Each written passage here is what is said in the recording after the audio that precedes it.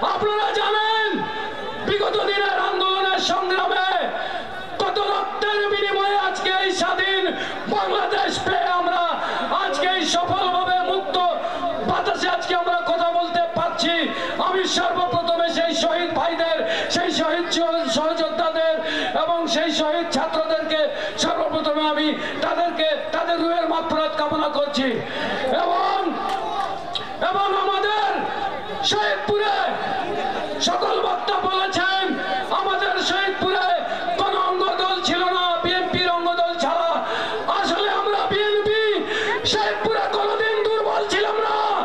বিগত 111 এই শহীদপুরের রাজপথ 1 ঘন্টার মধ্যে বিএনপি আমরা দখল করেছিলাম। শহীদপুরে তখনও দুর্বল ছিলাম না, আগামী দিনেও দুর্বল থাকবো না। ভাইরা আমার, আমাদের মাঝে যারা প্রধান অতিথি হিসাবে, বিশেষ অতিথি হিসাবে উপস্থিত আছেন, আমি তাদের উদ্দেশ্যে বলতে চাই শহীদপুরের মাটি বিএনপির ঘাঁটি হিসাবে পরিচিত আছে। ভাইরা আমার, বিগত দিনেও ছিল, আগামী দিনেও থাকবে ইনশাআল্লাহ। আমাদের উপরে র্যাপিডিয়ার জেল মামলার হামলা করেও আমাদেরকে ক্ষান্ত করতে পারে নাই।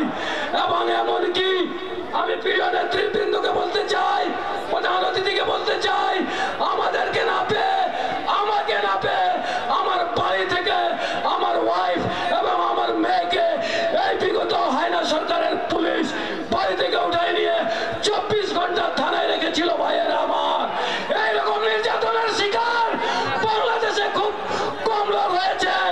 যারা আমরা নির্যাতনের শিকার হয়েছি, শহীদপুর বিএনপি সহ সারা বাংলাদেশের বিএনপি, আমরা শুধু একটি জিনিস চাই, সুষ্ঠু নির্বাচন। শেখ হাসিনা বলতো উন্নয়নের দরকার নাই, গণতন্ত্রের দরকার নাই, উন্নয়নের দরকার। সেই সুরে এখনকার কিছু কিছু উপদেষ্টারা বলেন যে গণতন্ত্রের দরকার নাই, ভোটের দরকার নেই, আগে সংস্কারের দরকার আছে। আপনারা সংস্কার করবেন, আপনারা সংস্কার করবেন বিএনপিকে।